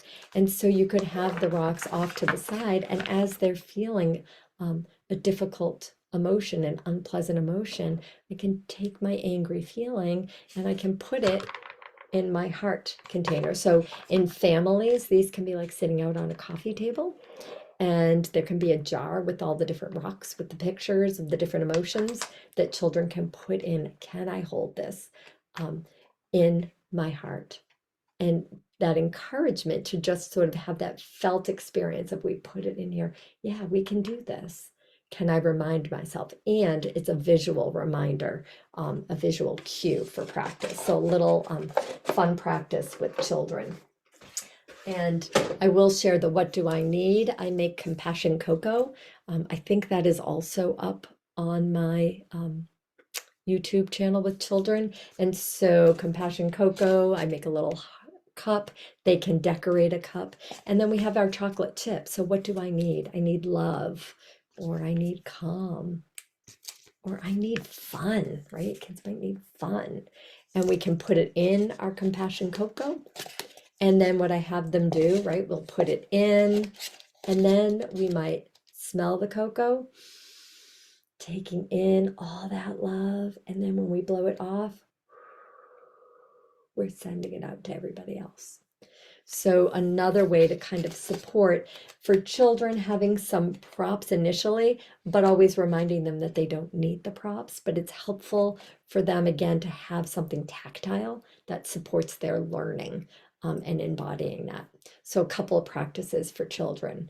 So just a little reminder of some of the practices that we talked about, and I'm going to share a few more for children. But before I do, I think I want to talk a little bit, I guess, about, since I do have time, about this allow piece in soften, soothe, allow. So there are different levels of allowing and being with our emotions and difficult emotions, right? And so this is diving a little more into that mindfulness component of practice. And so I thought I would just share one last practice that I had actually taken off because I didn't think I'd have time for it, but I'm going to share it. And that is what I call my swing set practice. So I have a big swing set in my yard for adults, like one of those big wooden swing sets. And it for me is a place where I feel supported and comfortable and safe, right? It's a lovely place for me, and I enjoy that spot. So I use that as sort of my home base for this practice. And when I'm dealing with a really difficult emotion, what I might do sometimes is imagine I'm on that swing set, and this is tied into this, right? Can I hold this? Can I let that emotion, maybe I can't hold it in my heart yet, right? So can I let it in the yard? Okay, there it is. I see it. It's in the yard. That's the allow, right? Okay, we're just going to allow it. It's in the yard. Can I let it come close and stand by me? at the swing set. Okay, now I can acknowledge it. I see you. Hi there, right? Okay, I see you sadness. I see you anger. I see you overwhelm, whatever the feeling is, right? So there are different levels here, I guess, is what I'm trying to share with you. So you want to play with this again around self-care. Sometimes it's most self-compassionate to say, no, you're going to stay at the other end of the yard, and that's okay too. But if I can, maybe I'm going to let it get closer to the swing, right? So now I'm acknowledging it. Can I accept it? Maybe I'm going to make room for it. It's going to sit right beside me, right? I can accept this. And finally, can I get really intimate, close to it? Can I embrace it, right? If I have really big fear, say, maybe I can't let it in all the way right away, but eventually, can I embrace it? Can I envision that I am holding it and caring for that feeling with love and kindness and caring for myself in that same way, right? So we want to be holding both the experience and the experiencer with care and kindness. So a little about, and that dives, as I said, a little more into sort of the mindfulness component, but it is an essential component of mindful self-compassion. So it's an important piece, always erring on the side of staying in that window of tolerance, right? So to know that there are levels here and to really listen to your own inner teacher about what's best, your own inner wisdom about what's best for you. So a refresher on some of the things we covered, because we did integrate quite a few practices in our short time together, right? So the soothing touch, you can do this with children. I really find that integrating of the hands on the chest and the fist and the hand over it to be a really powerful one for me, because I know sometimes I need to work on that strong back piece. The tender compassion piece comes a little easier to me. Boundaries, right? This is where I kind of help and support myself in setting some boundaries, in taking care of myself in that way. So a little combination. So play with that to see what works. The inner friend practice. Yes, we did that as a seated practice. Again, you can call up that feeling for children. I'll share what I do for children with that. So for children, sometimes I'll just do this little a bag with an inner friend. This is their little inner friend. And then we'll talk about, like, if you're having a difficult time, what might this friend say to you? And we can make slips of paper and put it in there. Or what might they do? What might you want your inner friend to help you with? So I have some hands here, right? So I might, how might I take good care of myself in a hard time? I might go play, this one says, or I might give myself a hug, or I might say, I love you. It's okay, honey, I love you, right? So again, this gives children reminders. If it's left in a visible place when they need their inner friend, they can go to the bag and pull out. Because when our nervous system is activated, our fight, flight, freeze is activated. What happens in our brain in terms of our brain chemistry is that the part of our brain that is the decision maker, that thinks things through, is actually offline.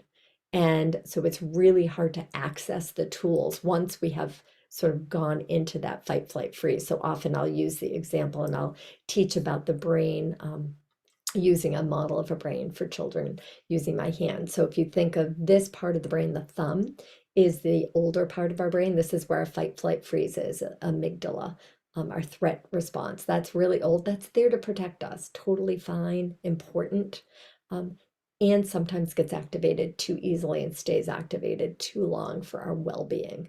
This part that wraps around is the more evolved part of our brain, decision making, memory, all of those things. But what happens is if we feel threatened, even if it's our sense of self feels threatened, right?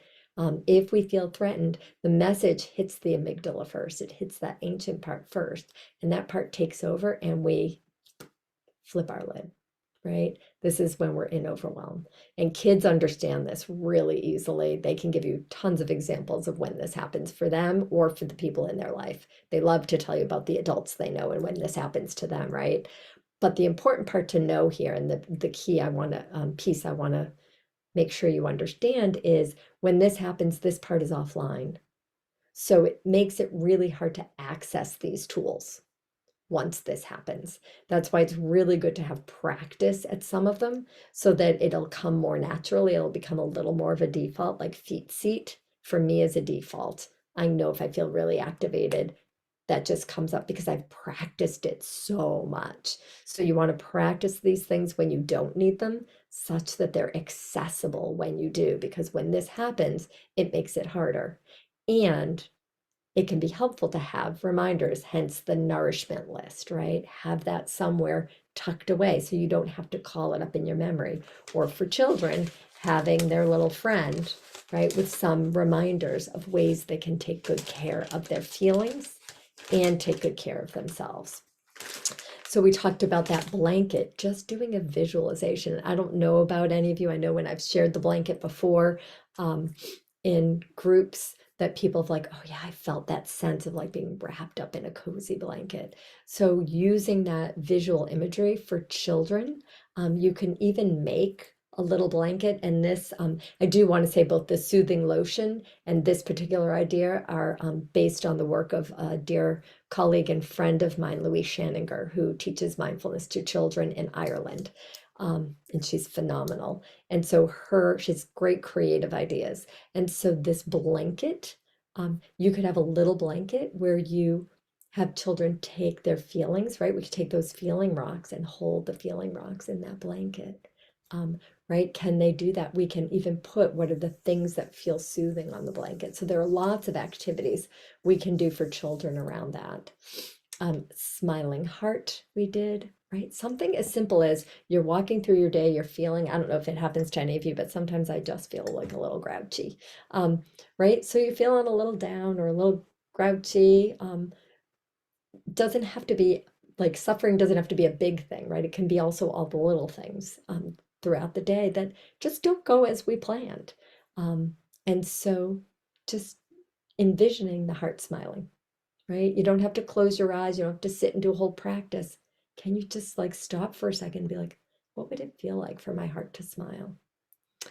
And then the strong back and open front. And I don't have, I'm not going to do a lot with that, but there is Kristen's new book, and they're doing more and more about that. And I'll talk about some resources in a minute. And then we did feet seat, and we did 3, 2, 1. And for children, I often will do feel your feet. For little ones, we do a stomp and a stomp so they can feel the tingling in their feet. I'll say feel your, and I'll say feet. We take a breath in and out. Children love 3, 2, 1, can play any kind of game with like find 5 things that are green that you see, right? Any kind of game like that is really fun and helpful to do with children. So I do want to share some resources for people who want to dive deeper. So Chris Germer and Kristen Neff, who I mentioned, are the two founders of the Mindful Self-Compassion Program. And Chris Germer actually wrote the afterword in my new book, It's Okay. Tara Brock is a wonderful teacher who does some work with self-compassion, as is Shauna Shapiro. And Paul Gilbert, who is, I think, in the UK, I believe. And he does a lot around compassion, but also integrates self-compassion. And probably the best resource of all is this, if you Google the Center for Mindful Self-Compassion, tons and tons of resources there. And most of these teachers have free guided practices that are done much more professionally done than mine on YouTube, but you can also check out my YouTube channel, and I have some resources there. So I want us to end with a little practice and a poem, and then we'll have time for questions. All right. So, and you can take in this poem however you choose. If you want to sit and close your eyes to take it in, we're going to go straight from the poem into a very short practice, which is using the refrain from my book, It's Okay. So this poem, Just for Me, by Anna Villalobos. What if a poem were just for me? What if I were audience enough because I am? Because this person here is alive, is flesh, is conscious, has feelings. counts? What if this one person mattered, not just for what she can do in the world, but because she is part of the world and has a soft and tender heart? What if that heart mattered?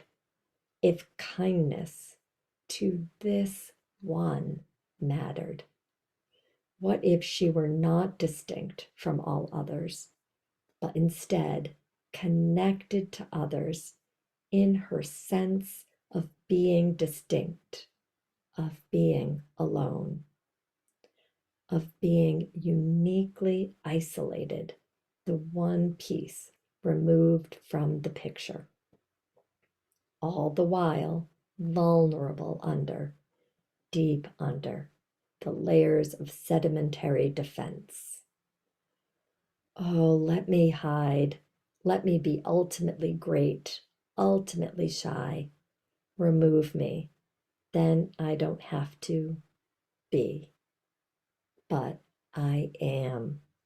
Through all the antics of distinctness from others or not really theirness, I remain, no matter what my disguise. Genius, idiot, gloriousness, scum.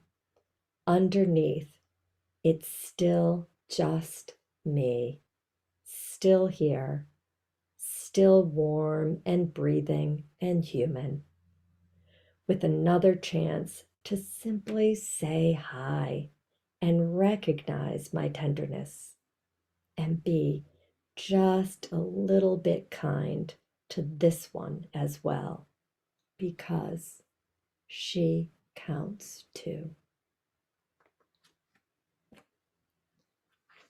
So we're going to do a brief practice to close. I invite you to offer yourself some soothing touch, if that works for you today. And I share the words from the refrain from It's Okay. I put my hand on my heart, and here's what I say. It's okay. I'm with you. I love you. I'm with you today. I put my hands on my heart, and here's what I say. It's okay. I love you. I'm with you today. You might repeat that to yourself with me. I put my hand on my heart, and here's what I say. It's okay. I love you. I'm with you today.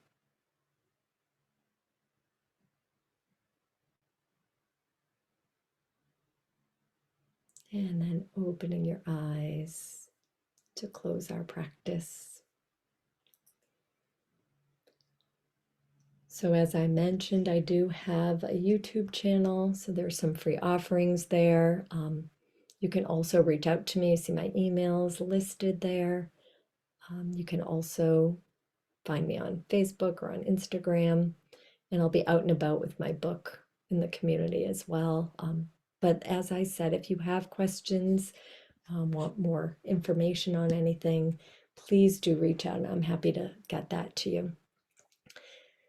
So, Wendy, that was just so beautiful. I'm glad I had the option to turn my camera off. I was like tearing through lots of that, just in its beauty, honestly. And your authenticity just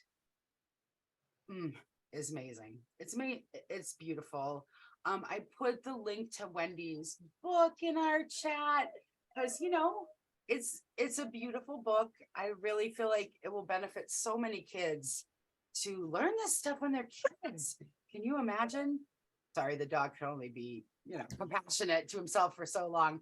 I hope people have questions, and feel free to just come off mute. Although I'm gonna turn it to Kelsey real quick, right, Kelsey? Because she has a technical thing for us.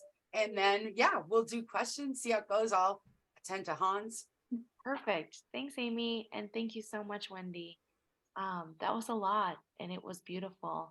I know for me, I could digest little nuggets. And so I'm ready to take those home and into the world with me. Quick housekeeping here. Today's Trauma Training Tuesday was sponsored by the Worcester Division of Public Health and one of their grants to support early childhood. And so we'd like to ask you to submit some brief feedback that will help guide future trainings and things like that. So I'm going to put the link in the chat for that quick survey. It's 6 questions. It won't take too long, but we appreciate your time, and it will allow us to keep doing and offering trainings like this that help us all grow. Thanks. Turning it back over to Wendy for any questions. Yeah. And so just, I would love to just say, I love that you shared, Kelsey, that you're going to take a nugget. I feel like if people take one nugget, that's great. I like to share a range of things because we're all so different.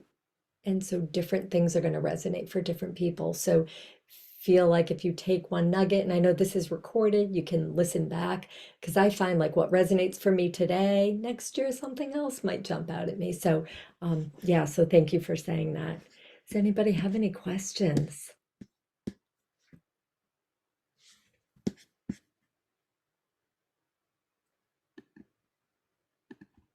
Oh, Wendy, I will also, post the recording and then any resources you send by way of, sort of either the PowerPoint or websites. I can put all that in, ways to get in touch with you. If people have never been to Trauma Training Tuesday before, this is Wendy's second one. Her first was using mindfulness for self-regulation. It was incredible. And that thing that both of them said about, you pull different things out, returning to that, I was like, I didn't remember that, but wow, right? Like just the things that resonate, and you really pack a lot of great information in. And yeah, people said it in the chat as well. The fact that you make this for kids means that us adults that aren't as like able to grasp those things in the ethers can get it too. It's really, practical and concrete, and just so I find it so helpful. Even just listening to your voice is helpful, right? So soothing. So yeah, I hope people will continue to just take advantage of all that you have offered our community. It's just amazing. Thank you so much. Of course. And I see somebody asked, what's the 3-2-1?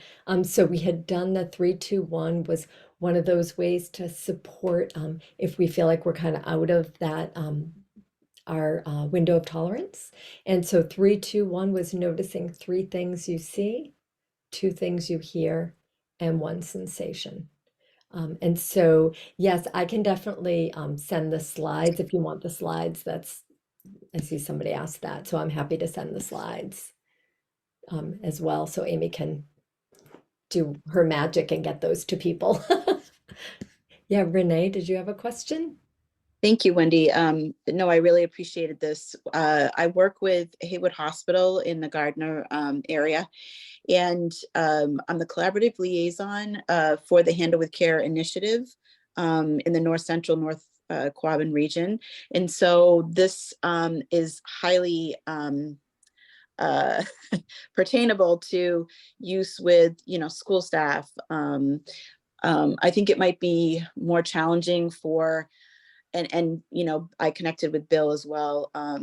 Again, sincere condolences for the loss of his fellow police officer. But what I'm learning in working with police departments is it's challenging to find that self-care support for that population.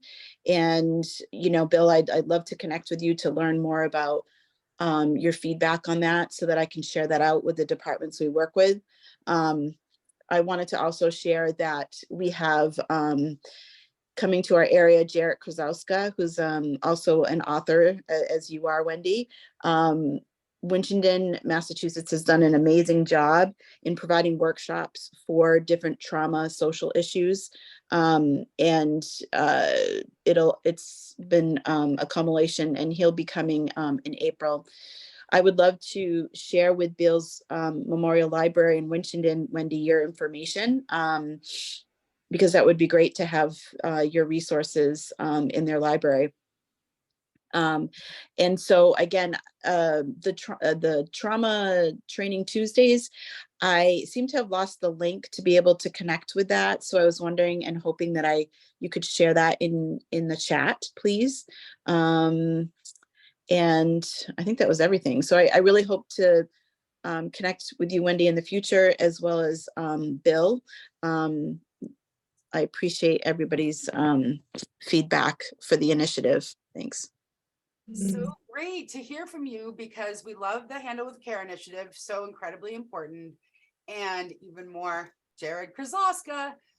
His artwork is our cover photo for our Facebook page. We just a wonderful human, local guy from Worcester. We had him come in before too. And he, has the benefit of retrospect, hindsight, like many of us here do, thinking about things that would have really been helpful when he was a kid. He was being raised by his grandparents because of family addiction. And it just meant the world to him to have that school environment and the people that care. And so that's so beautiful, like just so in line with all the things we think are the most important. Feeling cared about is the antidote to so many stressful things, and absolutely underrated. Wendy, I love that your point about sort of self-esteem versus self-compassion. I hadn't thought about it like that before. And I know I'm in like that self-esteem generation where they were really, that's what they thought was the magic that would help us through life. And I think self-compassion is a little bit more right on than self-esteem because of the things you said. Self-compassion isn't dependent on anything other than you're human and you exist. Yeah. And it's so interesting that you say that, because the other piece with self-esteem, and what I find really powerful, particularly now, is that self-esteem is also dependent upon comparison, right? It's that comparing mind. Whereas self-compassion is dependent on common humanity. And boy, couldn't we use a lot more common humanity in our society, right? So I think that is another reason why it is just so, so important. As far as this book, I often say my last book, The Monster Parade, I kind of wrote with my sons, like him as a child in mind. He was older when I wrote it, but I had like a vision of him as a little one in mind. I kind of wrote it for the younger Ryan. This book I wrote for me. This is the book I wish I had when I was a child. I think that these tools, and I am not exaggerating when I say these practices have completely changed my life. And that's why I'm so passionate about sharing them, because I think they can have benefit. And I do want to point out, I did see your comment, Bill, about the hurdle. And yes, like societally, right, there are things that we do to women from this perspective of how we view them, and there's things that we do to men in general, but then especially men in certain roles. And the police is definitely one of them, that we have this sort of mentality, and it really rigidly defines this very complex human being with all these needs and things that we can do to help support that. Part of why I sometimes talk about, when I go in, I try and talk specifically about ways to make it more accessible to people. And so often when I deal with that mentality, I might talk a little bit about the Fit Mind program and how that was seen in the military as something that was beneficial. Or I talk about the football teams that use mindfulness, right? So I try and make it like, I try and get a little crack in the door to get in. And then let the practice speak for itself, because once you can get that opening, but I have a lot of experience dealing with organizations and groups where there is, resistance is certainly something that happens, and some acknowledgement too that it's really threatening if you've been taught to protect the heart like that. have that willingness to kind of, right, we protect until we don't have those tools, and that falls apart, turns on us. And yet opening also has to be done with great care and gentleness, because we don't want to open too quickly when we don't have the resources and the tools to manage emotional emotional things. So yeah, it's a really important point. Thank you for making it. That your response was so well put, beautiful. And yeah, Bill speaks to sort of our cultural problems of equating feelings with weakness instead of strength, right? Like to me, it should be the opposite, but we have really taught men especially that expressing emotion, that is weak. You don't want to do that.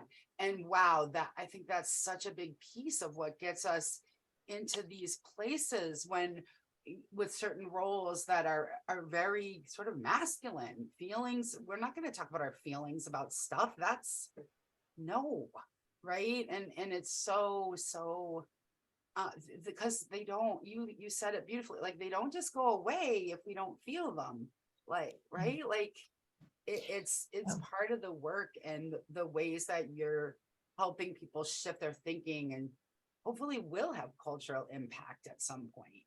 It's so appreciated. And I think just to piggyback on that, Amy, because I think it's a really important point, is that what happens when we don't deal with our emotional stuff, right? We either get lost inside it or we push it down, and we teach men often to push it down. And what happens when we push it down? Same thing that happens if we have a ball in the water, right? We push it down. And that is a big piece of, right, that reactivity around emotions is a big piece of, we aren't teaching, especially men, but all of us, how to effectively metabolize our emotions. We don't want to push it down. We don't want to get lost inside. But I think particularly with men, we teach that pushing down thing, and we're seeing what that does. I think we can all see that societally, that is leading to a lot of problems. We have to reteach. Yeah. Thank you so much for having me. And for those of you who've held in, it's been great to be with you all today. Thank you. Thank you all so much for being here. We'll post the resources, the recordings, all the things on Facebook and on the web, so you can come back and access all of this great, wonderful stuff. Thank you so much, Wendy and Department of Public Health, Kelsey, Bill, Sandy, Renee, Brian, everyone. Thank you so much for being here. I hope you got as much out of it as I did. Thank you. Thank you. Have a good day.